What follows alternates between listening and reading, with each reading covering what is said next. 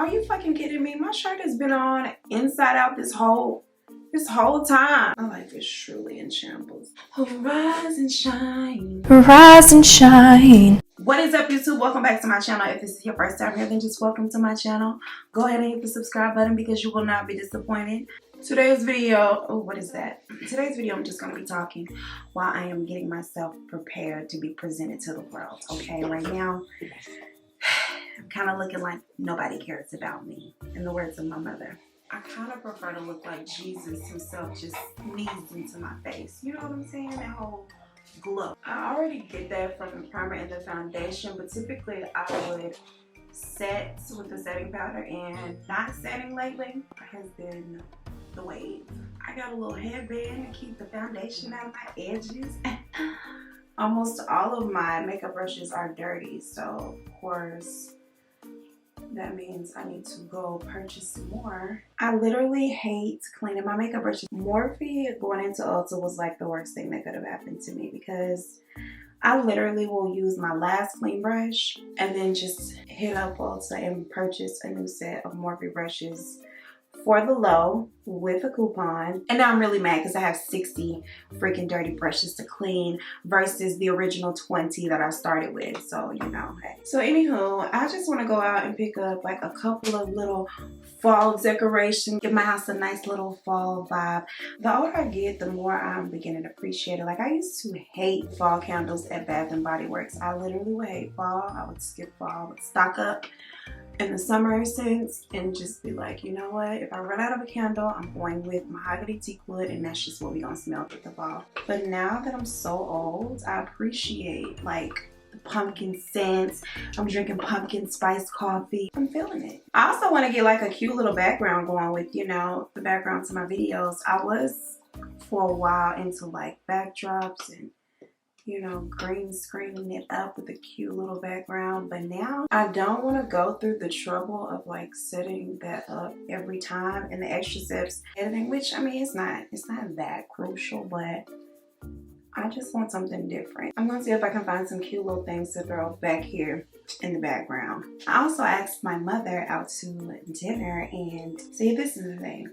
I planned on treating her, but you can't tell some people that you plan on treating because there's a major difference in their orders when they're paying for it versus when you're paying for it. You can't tell her ahead of time like, oh, you know, it's on me. She's not even a drinker, but she'll order an alcoholic beverage, and it's just the whole thing with sharing.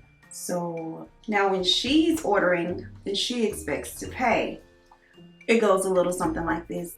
Can I get a water with lemon, and then can I get your 6-ounce sirloin, one side, and no dessert, thank you. Now when I'm paying for it, it's more like, I don't know what I want, but I'll start with hibiscus infused lemonade, and I can't decide between the calamari and the popcorn chicken bites, so let me just get them both as appetizers. Can I get the outlaw ribeye? Can I also have a salad? Please circle back around for dessert. Can I see a cocktail menu? And she doesn't even drink, so it's like, girl, I have to sneak that girl. I have to just tell her on the back end when the waiter comes, you know, I got this. And I know she's sitting there thinking like, well, damn it, I would have ordered half the menu if I had known. But that's my girl though. That's my girl. I'm using Jackie Aina's palette, by the way. That was ginger, which I feel like looks a little darker on me. That's kind of strange, but we're flex, but all right. My child is so disrespectful. Like, sir, you see me filming. You see me filming and you want to squeak. Let me tell you how disrespectful animals are. You know, I'm an animal lover. I love animals. I pretty much have always had a pet. This is no shade to them. Like I said, I love them. I love animals. But they're smarter than we think. Like, they're smarter than we often give them credit for. And a lot of them can be real shiesty creatures. Let me tell you a short story about how I got finessed by a cat in my neighborhood recently. And if you have been following me on Snapchat, you already know about Mr. Krabs. Now, for one, let me just go ahead and put it out there that I am allergic, highly allergic to cats. It's something in their saliva that I'm allergic to. So when I was a kid, I would spend the summers with my grandfather. One summer, he had bought like 2 kittens, cute little Siamese kittens, and I'm just chilling with the kitten. Fast forward later into the evening, and I'm itching and I'm scratching, okay? And he is literally rubbing calamine lotion all over me. I'm like breaking out in these nasty hives and this nasty rash, and then they turn into these disgusting water blisters that were just like, it was just a mess. Truly, honestly, a mess. So he's thinking it's like poison ivy, and he isolates me from my sister, puts me in this bedroom, and to keep me company, he puts the cats in there with me. And I'm like in there with my kittens, getting worse and worse. Burning itching, burning itching. Damn, about to die. And so he finally contacts my mother, and he's like, girl, what's the tea? Like, what is going on with your child? So she is pissed because she's like, she's allergic to cats. She comes to pick me up, and she is like pissed. She's like, my child is never coming back here. I remember my mom put me in the back seat with my sister, like my younger sister, Melissa. Homegirl did not want to touch me. Like, I've never felt so ugly in my entire life, because she was back there like, needless to say, from that point up into present day, I had not touched a cat. I had not been around cats because I kind of like living and stuff. You know, I really don't know where this look is going, but we're going to find out together. Hopefully it goes well. Present day, I'm outside. I'm an animal lover, and I see this cat. And it's a cute cat. It's walking around. It's like a really, really hot day. The cat is just looking like it's just about to die. Hot, dehydrated looking. It looks all skinny. Or maybe that was just my imagination. I don't know. But nevertheless, when I looked at this cat, I felt bad. Even though his people tried to kill me back in the day, I felt terrible. So I was like, I'm gonna go get this cat some food, right? And then I had just lost Gizmo, my Shih Tzu. He had just died. So I don't know, I guess I was feeling away. So I took Gizmo's old water bowl and food bowl, and I put them outside for the cat for watering it. And I'm like, I'm gonna go to the store and get him some food. And I pick up, you know, some cheap little kibbles and bits for cats. Every day I would fill up the bowl, like on my way to work, or when I get home from work. If it was empty, I would fill it up, and the cat would come and eat the food. It just was a thing. Like, I would always make sure the cat had food. Like, I was buying treats, cat treats and everything. And my mom would always be like, you're out here risking your life for a stray cat. I mean, I was careful not to touch it. I never let her get close to touch me. She didn't even want to get close. She was like, you know, this is cool that you give me food and all, but I still don't know you like that. So she wouldn't even get close enough for me to touch her. Actually, it wasn't him. He had balls. Fast forward like a month or two in, me and this cat have a thing going. I mean, that sounds disgusting. We have a bond, and we've established a little friendship. So I decide, you need a name. And I'm like, okay, Mr. Krabs. I don't know where they came from. Let's not question it because it's really not important. Let's just breeze by it. So I named him Mr. Krabs. I'm Snapchatting him. I'm like, look, there's my cat. And every time I see him, he's like chilling out, you know, laid out or whatever. Let me just get to the point where he finessed me like a motherfucker. So anyway, I'm feeding him. I've spent money on him. I'm making sure he has fresh water. I risk my life for him. And one day I'm outside and I see him. And now this is the thing. Up until this point, every time he saw me outside, he would start meowing like crazy. And I would just be like, what's up? What it do, Mr. Krabs? Right? And that would just kind of be it. Like, I swear to you, that's how it would go. It literally was as if he was speaking to me. One day I'm out walking Blue and I see him and I'm like, oh, yo, Mr. Krabs. And I kid you not, this cat looked at me, looked forward, didn't say a peep, and kept walking like he didn't even know me. So I'm like, that's strange. Like, he just literally blew me off. And then I'm noticing there's a couple coming behind him, just a couple steps behind him. And I literally felt like a side chick who saw their man out, who they thought was their man out for the first time with his family. Like, I'm like, you got a family? This cat had a family, y'all. He was walking with them. He acted like he did not know me at all. And then he keeps strolling through the neighborhood with his family. And he goes into their apartment. I felt so played. I'm like, this motherfucker comes over here and eats my food and then goes home to his family where he has food.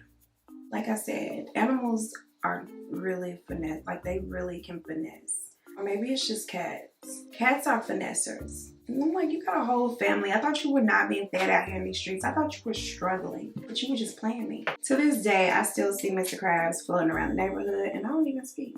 He don't speak to me either.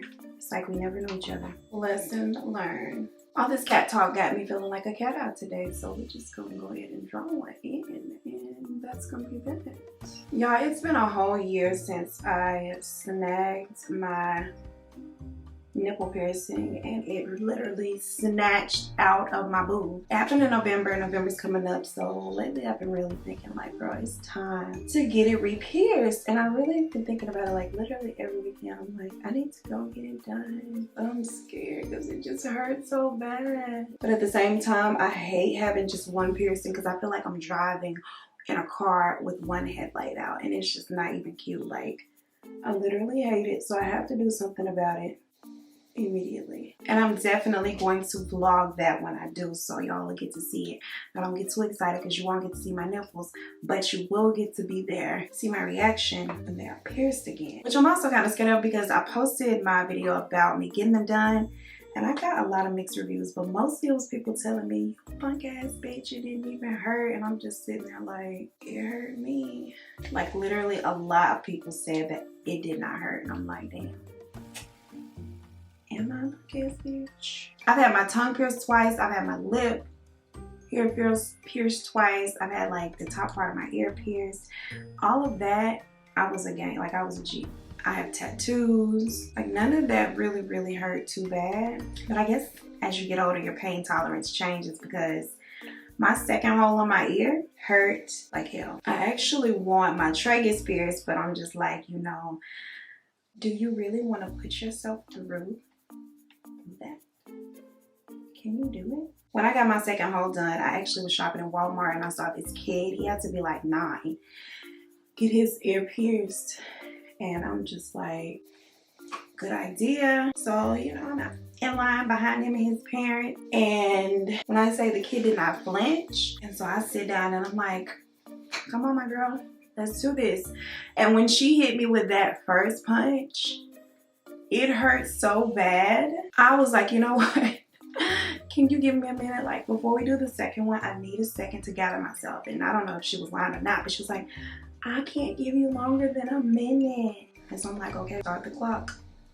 Give me my 60. I'm literally embarrassed. I'm like, I'm doing worse than the child. The child is literally like 9 and just sat here and took this piercing like a G. I was so embarrassed, but actually it hurt. For the most part, I was just like, I don't give a fuck. After that, I was like, that's it for the piercings.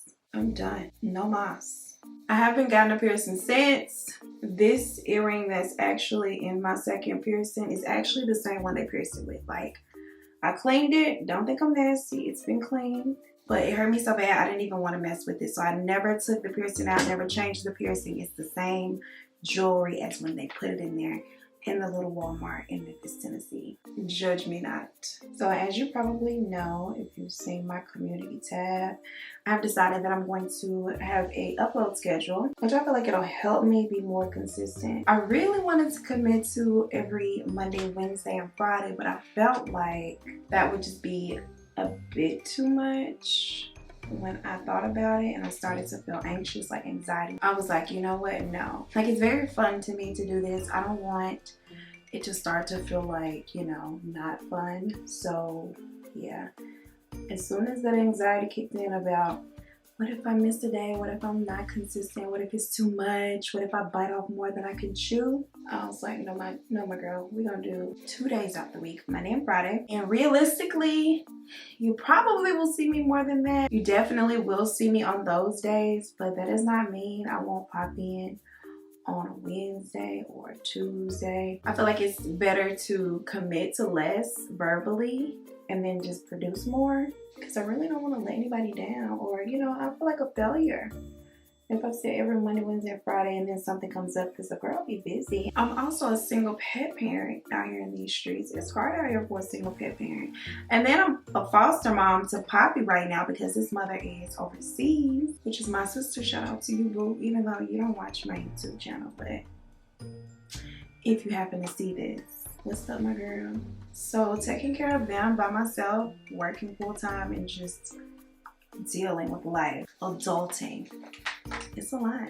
Oftentimes people also underestimate like the time and work that it takes to producing a YouTube video. A lot more goes into creating a YouTube video than just sitting in front of the camera and pressing record.